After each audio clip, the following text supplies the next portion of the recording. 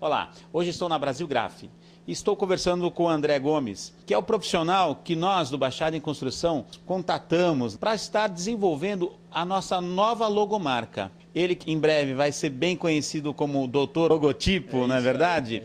O André é especializado, tem uma empresa que é especializada em criações de logomarcas, logotipos, enfim, um trabalho bem específico, bem interessante para você, profissional de arquitetura, como também várias empresas. André, um grande prazer recebê-lo aqui no nosso programa, nós estamos aqui no seu escritório.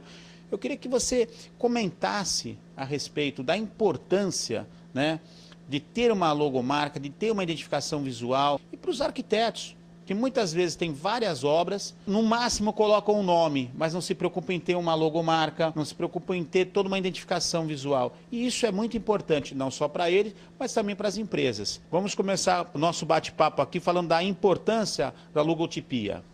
É interessante, viu, João? Porque assim, o logotipo, ele funciona como a parte material daquilo que a gente entrega numa prestação de serviço, que normalmente não é material, que é confiança, é capacidade técnica, é profissionalismo, é pontualidade, é tecnologia. Tudo isso que a gente entrega numa prestação de serviço, via de regra, é tangibilizado pelo logotipo.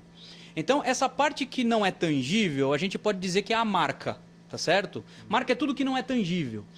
O logotipo ele vem justamente para cumprir o papel da associação mental, para que aquela marca, que aquele intangível, seja associado a algo tangível, já que o cérebro humano, tá certo? Não é só dos arquitetos, é o cérebro humano, tá certo? Trabalha por associação, tá certo? E aí o logotipo ele vem com um papel importantíssimo. Até o nome técnico de logotipo é signo de comando. É o signo que vai comandar a comunicação do seu escritório, da sua marca, do seu negócio, da sua empresa, tá certo? Então, a gente vive num mundo hoje que muita gente faz a mesma coisa que a gente, né? Então, a maneira da gente conseguir começar a se diferenciar antes de prestar o serviço, porque a questão é a seguinte, eu preciso conseguir atrair a atenção do usuário para que ele venha a consumir de mim, tá certo? Se interessar por aquilo que ele está vendo. Exatamente. Então, para que a gente consiga se diferenciar antes de proporcionar a experiência em si, tá certo?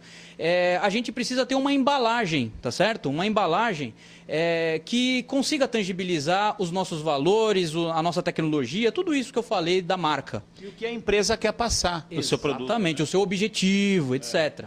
Então, o que acontece? O logotipo, ele vem exatamente para cumprir esse papel da associação mental, tangibilizando para o público-alvo, que o público-alvo nada mais é do que aquela faixa de usuários que vão comprar o seu produto, aquele que paga pela tua conta no final do mês, tá certo? Então, identificando esse público-alvo, a gente vai fazer um logotipo que venha de encontro aos anseios desse público e necessariamente consiga tangibilizar os valores do profissional, tá certo? Dessa maneira você consegue se valorizar. Você consegue tangibilizar o seu valor, você consegue aí se diferenciar. Porque hoje tudo é commodity, tem mais arquiteto do que gente, tem mais médico do que gente, tem mais tudo do que gente, tem mais apresentador do que gente. Olha só, hein? Não é isso mesmo? Verdade. Mais revista do que gente. Então a gente precisa conseguir trabalhar no diferente. E a gente só consegue trabalhar no diferente criando valor. E valor é bem diferente de custo, tá? Custo é uma coisa e valor é outro. Completamente diferente. Então, o logotipo ele vem de encontro aos anseios daquele que paga a tua conta no final do mês, trazendo, tangibilizando para esse o valor. Porque o ser humano compra o produto pela embalagem. É uma compra de impulso, na verdade, e de associar, né, aquela marca com a qualidade do produto que está ali dentro daquela embalagem. Natural. Né? Porque tecnicamente em marketing não existe produtos e serviços. Tecnicamente para marketing existe solução de problema. Então eu, usuário, só vou procurar um arquiteto, tá certo? Porque eu enxergo que ele vai poder resolver algum problema que eu tenha. Então primeiro eu tenho que identificar que eu tenho um problema, tá certo? Depois eu tenho que identificar quem é que pode resolver esse problema.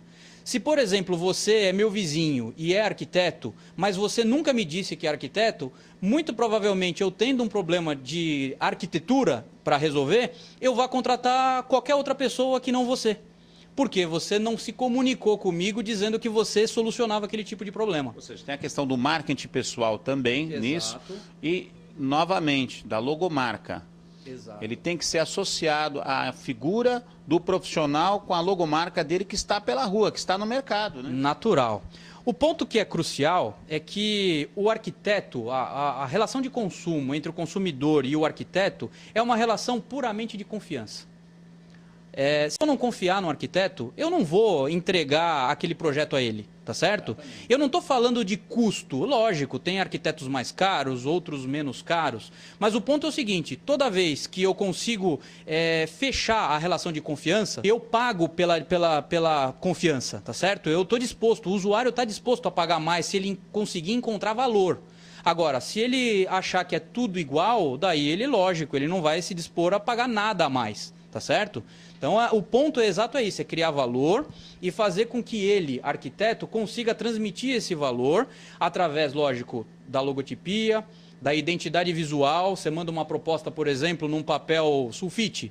Se você mandar num papel timbrado teu, é muito melhor. Agora, se você é arquiteto, tá certo? Você trabalha já com... A sua profissão é completamente visual. O que você entrega é a diferenciação do ambiente que você vai criar, da construção que você vai criar. Eu fico imaginando design interiores também, não só arquitetos, mas como design interiores, ou seja, trabalham com arte, com criação. Exato. Mandar uma proposta no papel em branco. Num papel em branco. Sem ter uma identificação, né? E uma identificação que o relacione como profissional. Exato. Das obras que ele já tem no mercado ou que ele está começando a entrar ao mercado. Né? Exato. Esse ponto... você sabe que a gente não trabalha pelo convencimento aqui.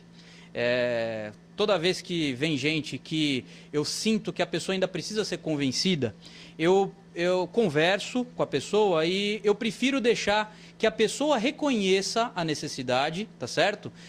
Para quando reconhecer, voltar a me procurar. Porque precisa, de fato, o profissional reconhecer a importância que ele tem, o diferencial que ele tem como profissional, para conseguir perceber que no mercado, para se diferenciar, ele precisa tangibilizar aquilo que ele já reconhece. É verdade. Então, se a pessoa vier aqui para que eu o convença de que é necessário fazer, pode ter certeza de que eu não vou convencer, porque a coisa não funciona por aí, tá certo? E é importante o quê? A gente, como profissional de marketing, entender essencialmente o que o arquiteto entrega. Para que público ele quer trabalhar, quais são os diferenciais competitivos que ele tem, quais são os produtos e serviços que ele vende no dia a dia dele, tá certo? Entendendo isso, tá certo? Junto isso à concorrência, eu preciso entender concorrência, tá certo? Daí eu vou ter o panorama do mercado de arquitetura.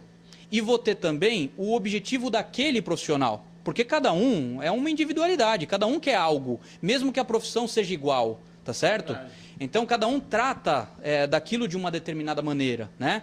Então, eu preciso entender o mercado, preciso entender os objetivos que aquele arquiteto tem profissionais e, a partir daí, eu vou usar exatamente a técnica que eu tenho, tá certo? O conhecimento técnico, profissional que eu tenho, justamente para conseguir ajustar, conseguir criar algo que tangibilize os valores e identifique o usuário, que é o público-alvo dele, para que o usuário consiga perceber que ele tem os valores. Legal. Olha, no próximo bloco continuamos um pouquinho mais desse bate-papo, que é muito interessante, não só para você profissional, mas para empresas também. Afinal, são mais de 400 logomarcas já realizadas nesses 12 anos de trabalho. É isso aí. Nós voltamos daqui a pouquinho para finalizar esse bate-papo muito interessante para você profissional, para você empresa.